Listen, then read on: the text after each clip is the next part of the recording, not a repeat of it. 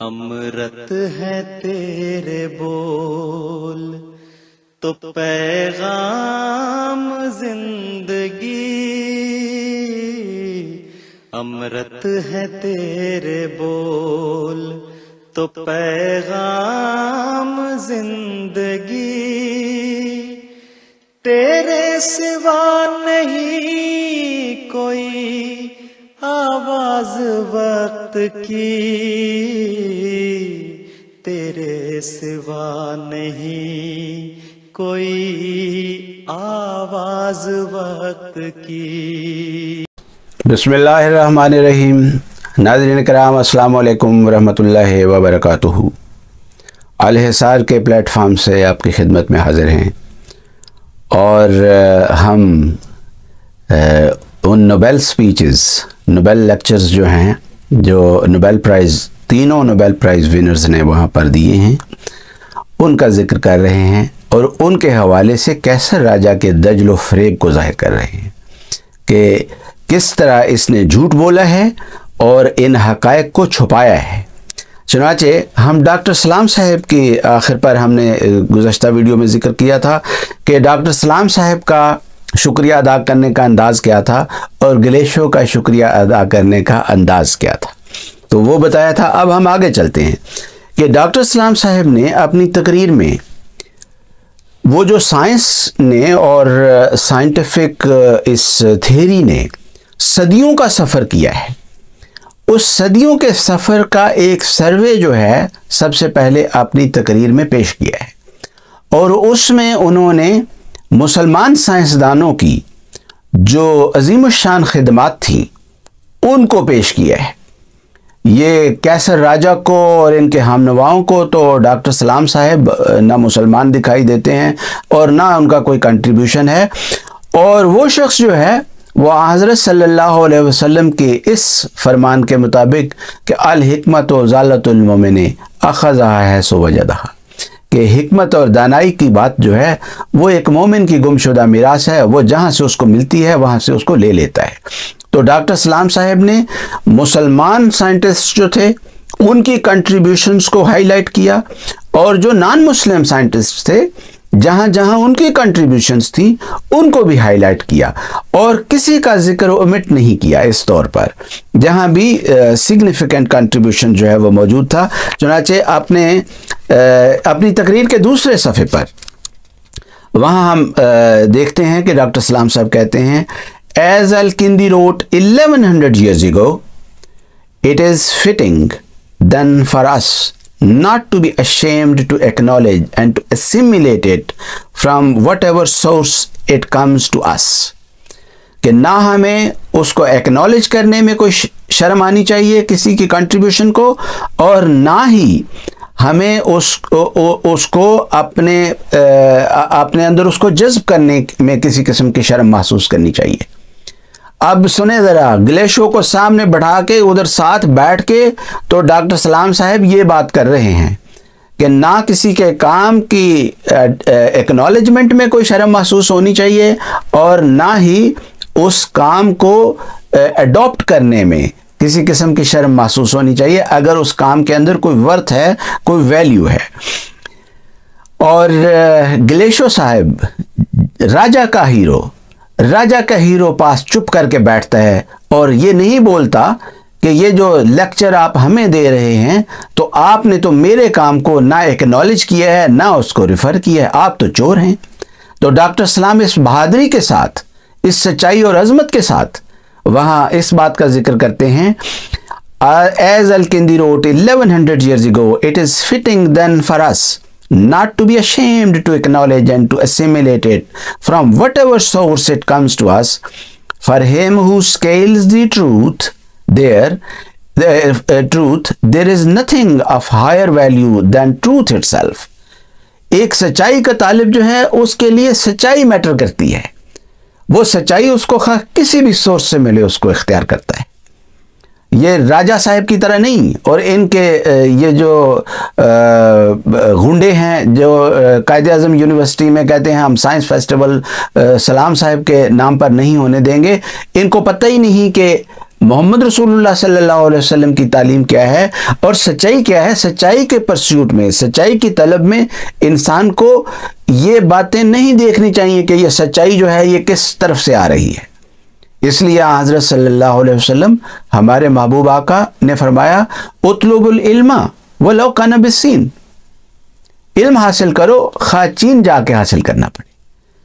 तो चीनी क्या वो मुसलमान थे जिनके मुतालिक हज़रत सल्लल्लाहु अलैहि वसल्लम फरमा रहे थे जाओ उनसे जाके इल्म हासिल करना पड़े तो करो। तो ये इनकी बदकिस्मती है और हम बताएंगे कि इस बदकिस्मती का नतीजा क्या निकला। तो डॉक्टर सलाम साहब फरमाते हैं, इट नेवर चीपन्स नॉर अबेसेस हिम, वो जो उस सच्चाई को इख्तियार करता है, उसको एम्ब्रेस कर लेता है, उसको अडॉप्ट कर लेता है, उसको सरांकों पर बिठाता है, वो जिस सोर्स से भी उसको मिलती है, ये उसका अमल जो है उसको कमीना नहीं बनाता। क्योंकि कमीना वो होता है जो सच्चाई को इसलिए रद्द करता है कि ये फलां शख्स ने बयान की है, उसको सच्चाई से गर्ज नहीं होती, उसके सामने उस शख्स की दुश्मनी और नफरत जो है वो होती है। जैसे ये राजा और इनके हम नवाओं के सामने है कि इनके लिए डॉक्टर सलाम साहब ने कितना ज़िम्मेशान काम किया हो, इनको डॉक्टर सलाम साहब के काम से कोई इस्तिफादा नहीं करना, उससे कोई फ़ायदा नहीं उठाना, उससे कुछ नहीं लेना देना, क्योंकि डॉक्टर सलाम साहब के मजहबी नज़रियात इनके सो कॉल्ड मजहबी नज़रियात से मुख्तलिफ थे। हम उनका भी जायज़ा लेंगे इंशाल्लाह। तो डॉक्टर सलाम साहब कहते हैं, ladies and gentleman, it is in the spirit of Al-Kindi that I start my lecture with a sincere expression of gratitude to the modern equivalent of the universities of Toledo and Cordova, which I have been privileged to be associated with, Cambridge, Imperial College and the Center at Trieste. तो जहाँ जहाँ से इल्म का इस्तिफादा किया उन सब का शुक्रिया के साथ जिक्र डॉक्टर सलाम साहब करते हैं। तो ग्लेशो खामोश है। राजा साहेब आपका हीरो ग्लेशो बिल्कुल गूंगा बन के बैठा हुआ है, बोलता नहीं है कि ये जो आप हमें लेक्चर दे रहे हैं कि मैं सबका शुक्रिया अदा करता हूं और सच्चाई जो है जिस तरफ से भी मिले उसको लेना चाहिए, उसको एक्नॉलेज करना चाहिए, तो आप क्यों नहीं एक्नॉलेज कर रहे? मेरा काम नहीं बोलता, गूंगा है। और झूठा जो है वो गूंगा ही होता है, जैसा ये झूठा था आप भी झूठे। फिर डॉक्टर सलाम साहब ग्लेशो की तारीफ करने से भी नहीं रुकते जहां उसका कोई भी हिस्सा बनता था। यानी इस हद तक कि अगर ग्लेशो ने कोई किसी वक्त कोई इंसानों वाला बिहेवियर जो है वही इख्तियार किया हो, एक इंसान के तौर पर, अच्छे इंसान के तौर पर, उसको भी एक्नॉलेज किया है। कुछ ये कि उसके काम से अगर इस्तिफादा किया होता और उसका काम ने लीडिंग पार्ट प्ले किया हो तो उसको एक्नॉलेज ना करते। तो डॉक्टर और यहाँ भी ग्लेशो जो है वो खामोश है कि आप मेरी इस बात का तो इकरार कर रहे हैं, ये जो छोटी सी बात आप बयान कर रहे हैं, लेकिन आप जो बड़ी सारी बात है उसको हजम कर रहे हैं, ये क्या बात है? तो डॉक्टर सलाम साहब कहते हैं, I would like to pay here a most sincerely felt tribute to him and to Sheldon Glashow, यानी शेल्डन ग्लेशो और दूसरे शख्स को मैं बहुत मुखलसाना ट्रिब्यूट जो है वो पेश करना चाहता हूँ for their warm and personal friendship, उनकी उस दोस्ती के नाते, उनकी उस दोस्ती को। तो ग्लेशो खामोश है कि अजीब दोस्त हो, तुम दोस्त हो कि दुश्मन हो, तुम दोस्त हो कि चोर हो। फिर डॉक्टर सलाम साहब कहते हैं, the final steps towards the electroweak theory. अब ये सारी बातें ग्लेशो की मौजूदगी में हो रही हैं। ये जो इलेक्ट्रोवीक थ्योरी है जिसके ऊपर उनको नोबेल प्राइज मिला है, तो उसमें डॉक्टर सलाम साहब अपनी तकरीर में फरमा रहे हैं, the final steps towards the electroweak theory were taken by Weinberg and my self. कहते हैं ये मेरा कंट्रीब्यूशन था, ये वाइनबर्ग और मेरा काम है। तो ग्लेशो ने इतराज नहीं किया, उस वक्त नहीं बोला, 60 साल तक नहीं बोला। ये राजा का हीरो इतना जीरो है कि 60 साल तक नहीं बोलता। फिर डॉक्टर सलाम साहब कहते हैं, both Weinberg and I suspected that this theory was likely to be renormalisable. फिर हम आगे चलते हैं डॉक्टर सलाम साहब की थ्योरी को, कि डॉक्टर सलाम साहब जिस तरह हमने जिक्र किया कि ये जो ग्लेशियो है उसने इस थ्योरेटिकल फिज़िक्स की थ्योरी की डेवलपमेंट को दो उसने फिगर्स इस्तेमाल किए हैं, दो मेटाफर्स इस्तेमाल किए हैं। एक तो उसने कहा कि पैचवर्क क्विल्ट है, एक ऐसी रज़ाई है थी, जब कहते हैं मैंने शुरू किया इसको पढ़ना तो उस वक़्त एक ऐसी रज़ाई की तरह था जिसके ऊपर उसका कवर जो है उसके ऊपर मुख्तलिफ रंग का जो पैच वर्क है वो हुआ हो। लेकिन कहते हैं अब जो डेवलप्ड सूरत है उसमें इसने एक टपेस्ट्री की सूरत इख्तियार कर ली है, जिसमें से उनको डिसर्न नहीं किया जा सकता, अलहदा डिस्टिंग्विश करके नहीं देखा जा सकता कि कौन सी कंट्रीब्यूशन किसकी है। लेकिन डॉक्टर सलाम साहब ने जो उसका पेश फरमाया वो ये था, the point I wish to emphasise during this part of my talk was well made by, ये मैं पहले पढ़ चुका हूँ कि उनके पिछली वीडियो में कि किस तरह डॉक्टर सलाम साहब ने इस बात को बयान किया है और किस वुसअत इल्मी के साथ बयान किया है और गुज़श्ता जो साइंटिस्ट थे उनके हवाले से बयान किया है। और फिर डॉक्टर सलाम साहब कहते हैं, the idea of uniting weak interactions with electromagnetism was developed by Glashow and Ward and myself। तो उसके सामने बैठ के ये दावे कर रहे हैं, ना अपनी तकरीर में, ना अपने किसी बाद के इंट्रो में, ना अपने किसी पेपर में ग्लेशो एक दफ़ा भी इशारतन या किनायतन इसका इनकार नहीं करता। 60 साल बाद ग्लेशो और डोम्बी और राजा तीन झूठे इकट्ठे होते हैं। कहते हैं कि डॉक्टर सलाम साहब कहते हैं, the idea of uniting weak interactions with electromagnetism was developed by Glashow and Ward and myself in the late 1958। ये तो 1961 की बात कर रहा है, वो 1958 की बात कर रहे हैं कि उस वक्त हम ये काम कर रहे थे। The rival Kramer suggestion of a global SU2 invariant triplet of weak charged and neutral currents was independently suggested by Brudner 1958 in a gauge context, and this is how matters stood till 1960। कहते हैं वो शख्स जो था वो independently काम कर रहा था, एक और बंदे का नाम ले रहे हैं।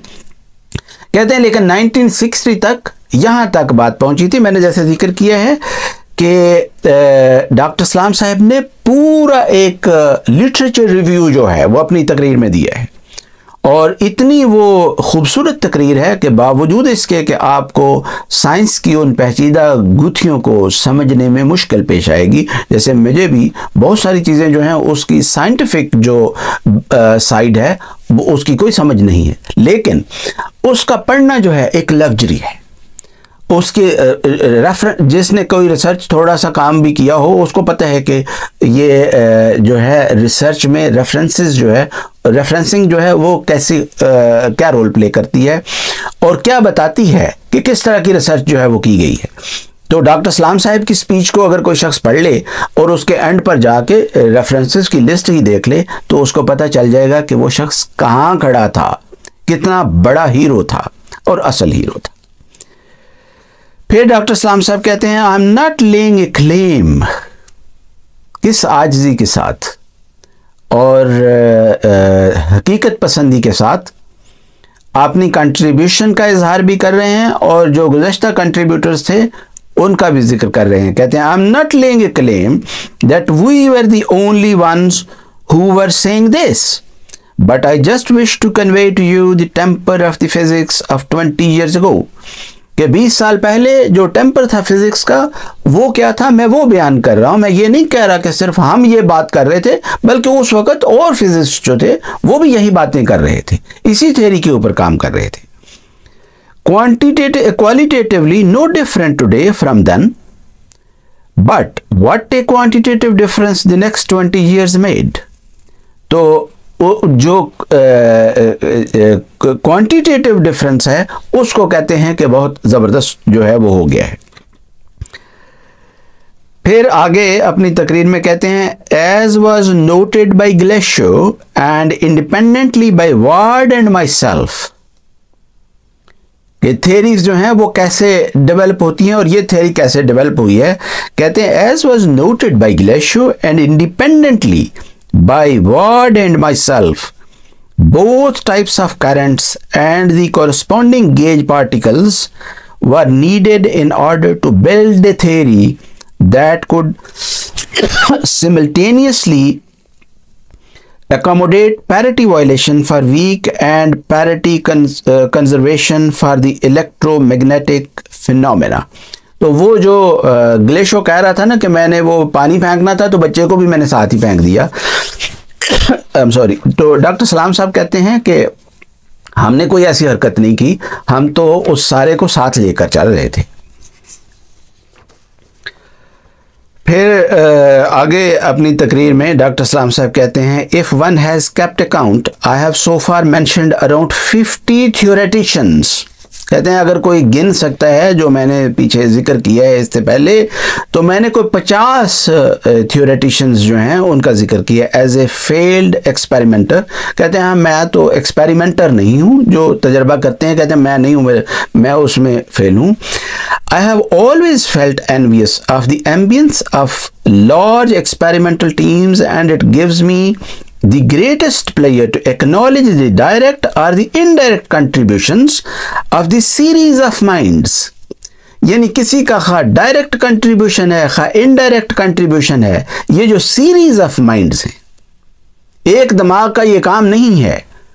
ये जो राजा के दिमाग में समा गया है ना कि ये ग्लेशियो के दिमाग में सारा कुछ आ गया था, तो ये झूठ है, एक दिमाग की बात ही नहीं है। तो वो डॉक्टर सलाम साहब उसी ग्लेशियो के सामने बैठ के ये कह रहे हैं कि ये सीरीज ऑफ माइंड्स थे जो डायरेक्टली या इनडायरेक्टली इसमें कंट्रीब्यूट कर रहे थे। To the spontaneously broken SU2 XU1 gauge theory, my profoundest personal appreciation goes to my collaborators at Imperial College, Cambridge and the Trieste Center, John Ward, Paul Matthews, Josh Patty, John Straddy, Tom Kibble and to Nicholas Kemmer। तो फिर कहते हैं इन retrospect अगर मैं पीछे मुड़ के देखूं, what strikes me most about the early part of this story is how uninformed all of us were। कहते हैं अगर मैं पीछे जाके देखूं तो मुझे हैरत होती है कि हम लोग कितने बेखबर थे। Were not only of each others work, सिर्फ एक दूसरे के काम से ही बेखबर नहीं थे, क्योंकि हर कोई इंडिपेंडेंटली काम कर रहा था। डॉक्टर सलाम साहब इतने आला ज़र्फ थे कि उन्होंने ग्लेशियो के ऊपर किसी किस्म का कोई इल्ज़ाम नहीं लगाया कि हाँ नहीं काम तो मैं कर रहा था और वार्ड कर रहा था और वाइनबर्ग कर रहा था और ये इसने तो चोरी किया। बिकॉज वो इस सच्चाई को जानते थे कि एक ही आइडिया मुख्तलिफ दिमागों में मुख्तलिफ जगहों पर आ सकता है और वो इंडिपेंडेंटली उसको कंसीव करके उसको डेवलप कर सकता है। तो कहते हैं कि but also of work done earlier, जो पहले काम हुआ था हमें उसकी भी कोई इतनी ज़्यादा खबर नहीं थी, क्योंकि हर इंसान ने हर पेपर जो है हर कुछ नहीं पढ़ा होता।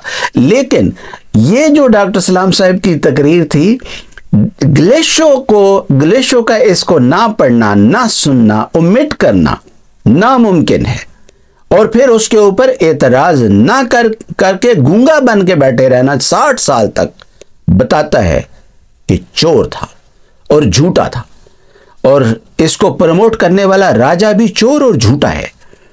For example, only in 1972 did I learn of Kemmer's paper written at Imperial College in 1937। आजकल तो ये जो टेक्नोलॉजी है उसने पुराना सब मटेरियल जो है वो दुनिया के सामने एक समुंदर के तौर पर पेश कर दिया है, लेकिन इससे पहले ऐसा नहीं था। तो जिस वक्त की डॉक्टर सलाम साहब बात कर रहे हैं तो वो कहते हैं कि ये एक पेपर था जिसको मैंने 1972 में जाके पढ़ा और मुझे इसकी खबर नहीं थी, जबकि वो पेपर जो है वो 1937 में लिखा गया था। वाइनबर्ग भी यही बातें करता है, ग्लेशो का भी मैंने आपको बताया, ग्लेशो भी यही बातें करता है, वाइनबर्ग भी यही बातें करता है। चुनाचे वाइनबर्ग जो है वो अपनी तकरीर में वो कहता है The naturalness of the whole theory is well demonstrated by the fact that much the same theory was independently developed by Salam in 1968. कि सलाम साहब ने 1968 में इंडिपेंडेंटली काम किया है उसके ऊपर, किसी की चोरी नहीं की, ये उनका ओरिजिनल वर्क था। तो राजा झूठ बोल रहा है और राजा के ऊपर फर्ज है कि अपने ऊपर इस इल्ज़ाम को दूर करने की कोशिश करे, लेकिन वही बात है, क़यामत तक वक्त है, ये अब हिस्ट्री का हिस्सा है। This is a fact of history. जो ग्लेशो की तकरीर है उसको अब नहीं बदल सकता, सलाम साहब की तकरीर को नहीं बदल सकता, वाइनबर्ग की तकरीर को नहीं बदल सकता, और वो उनकी वेबसाइट के ऊपर मौजूद है। अब डॉक्टर सलाम साहब इस बात को भी लेते हैं कि हवाला जो है वो जिस तरह ग्लेशो ने कहा था कि ये एक टेपेस्ट्री जो है, डेवलप्ड थ्योरी जो है वो एक टेपेस्ट्री के रंग में है, जहां पर डिसर्न नहीं कर सकते, आप आइडेंटिफाई नहीं कर सकते, डिस्टिंग्विश नहीं कर सकते कि किसने कौन सा धागा जो है वो लगाया है, कौन सा कलर इसमें भरा है। तो डॉक्टर सलाम साहब ने भी इस हकीकत को, एक सच्चे इंसान थे, इस हकीकत को एक्नॉलेज किया है। फरमाया इवन इन दिस रेसिटेशन, कहते हैं बावजूद इसके कि मैंने इतने सारे लोगों का जिक्र किया है कि वो 50 के करीब, तो वो कहते हैं मैंने नाम ही ले दिए हैं, कहते हैं इतने लोगों का नाम लेने के बावजूद इस तकरीर में I have inadvertently left off some names of those who have in some way contributed to SU2 XU1. Perhaps the moral is that not unless there is the prospect of quantitative verification does a qualitative idea make its impress in physics. तो वो बता रहे हैं कि ये जिनका मैंने जिक्र किया है नाम लेकर, मैं एक नामों की लिस्ट यहाँ पढ़ के सुनाने नहीं आया कि जिन्होंने कंट्रीब्यूट किया है, लेकिन जिनका और लोगों का भी कंट्रीब्यूशन है, सिर्फ यही नहीं है जिनका कंट्रीब्यूशन है। तो डॉक्टर सलाम साहब तो इस दयानतदारी और सच्चाई के साथ जिसका जो कंट्रीब्यूशन था, जिनका जिक्र ना भी करते तो खामोशी से आगे गुजर जाते तो कोई हर्ज नहीं था, क्योंकि सबका नाम आप ले नहीं सकते, लेकिन जिनका नाम नहीं लिया उनका भी जिक्र कर दिया, खा किसी का डायरेक्ट कंट्रीब्यूशन था, खा किसी का इनडायरेक्ट कंट्रीब्यूशन था। और ग्लेशो नहीं बोलता कि मेरा तो डायरेक्ट कंट्रीब्यूशन था, मैं तो हीरो हूं और राजा का हीरो हूं, तो मेरा जिक्र क्यों नहीं आप कर रहे। डॉक्टर सलाम साहब जो है उनकी तकरीर में जो आखिरी हिस्से में एक चीज़ जिसको मैं हाईलाइट करना चाहता हूँ ये है कि जैसे मैंने एक वीडियो में पहले भी जिक्र किया था कि अगर ये बदकिस्मत उनकी ज़िंदगी में इल्ज़ामात लगाते तो डॉक्टर सलाम साहब आरिज़न जाहिलीन कह के तो इस हुक्म के मुताबिक इन जाहिलों को नज़रअंदाज करते और अपना वक्त खिदमत इंसानियत में लगाते। वो बहुत आजिज़ इंसान था। जैसे मैंने जिक्र किया था कि मैंने कुछ ही वक्त के लिए उनको एक मजलिस शूरा में देखा था, और जिस तरह वो गए थे उस मजलिस शूरा में से जिस आजिज़ी के साथ और जिस जेस्चर के साथ, वो आज भी मेरी आंखों में है, और जितना बड़ा इंसान था उतना ही ज़्यादा आजिज़ था। तो ये आजकल के जो चोर हैं, ये जो जिन्होंने बिलियंस बनाए थे पाकिस्तान के एटॉमिक प्रोग्राम में से, और जो बाद में चोर साबित हुए और टीवी पर आके अपना कदीर खान साहब ने ऐलान किया कि हाँ मैं चोर था और मैंने वो जो है वो चोरी किए यहाँ से जो सीक्रेट्स थे और बेचे और पैसा बनाया। तो ये इनका हीरो है राजा का।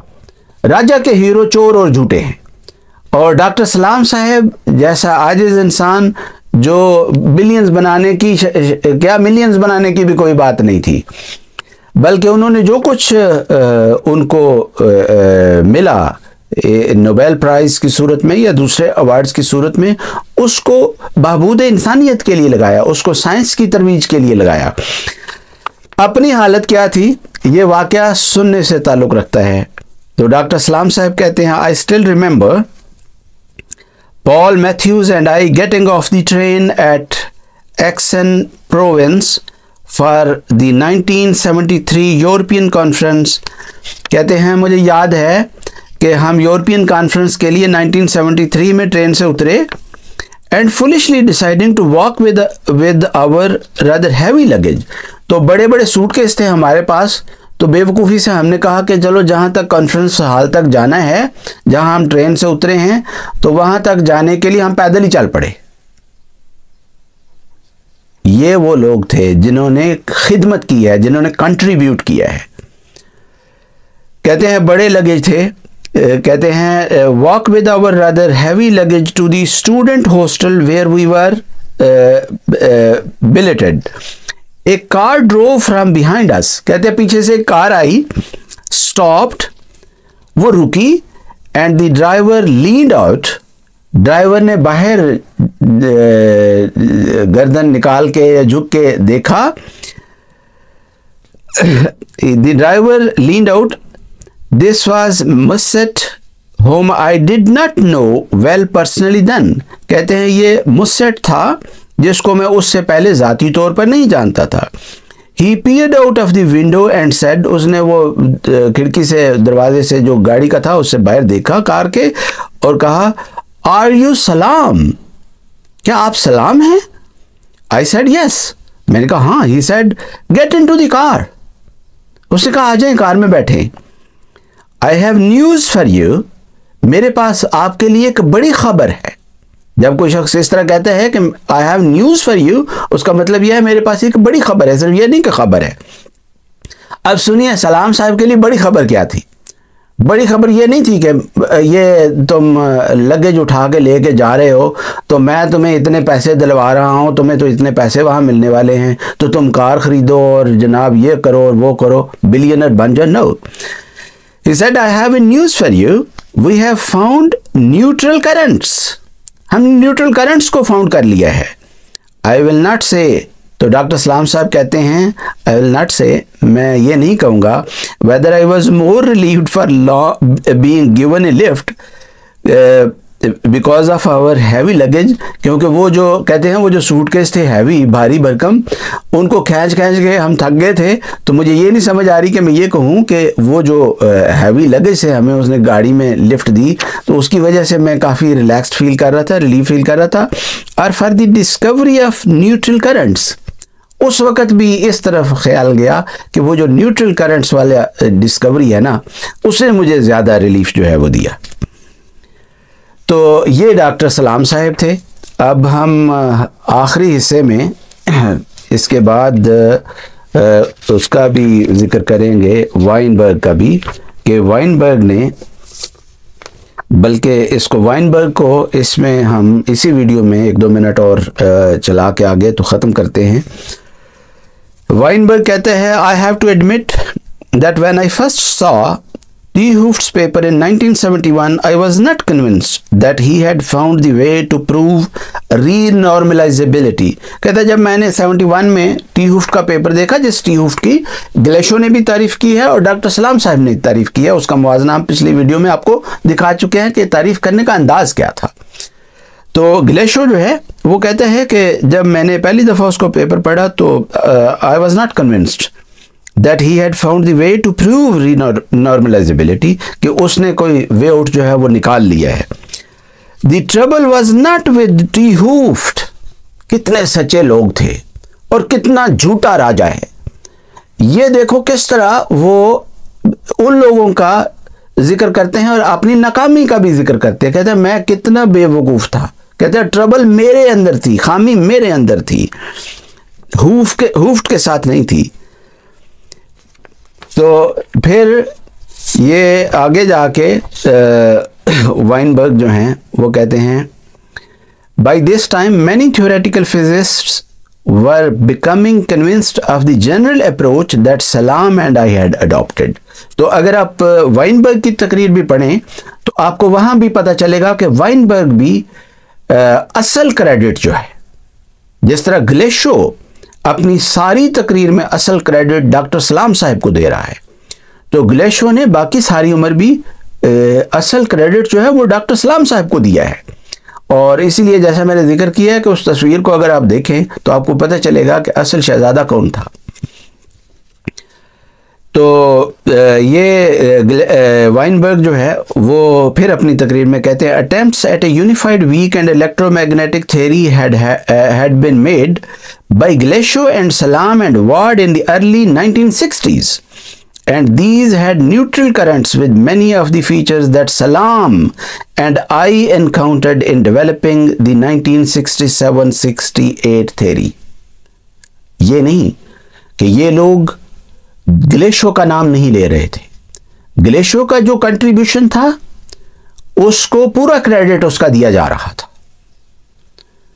लेकिन बदकिस्मती से ग्लेशो जो है वो अब 60 साल के बाद आके तो जब जो असल क्रेडिट के हकदार थे वो मौजूद नहीं है, तो अब बढ़ के हाँक रहा है और उसको एक झूठ फैलाने के लिए कैसर राजा मिल गया है। जज़ाकुमुल्लाहु ताला व अहसन अल जज़ा। अस्सलामु अलैकुम व रहमतुल्लाहि व बरकातुहू।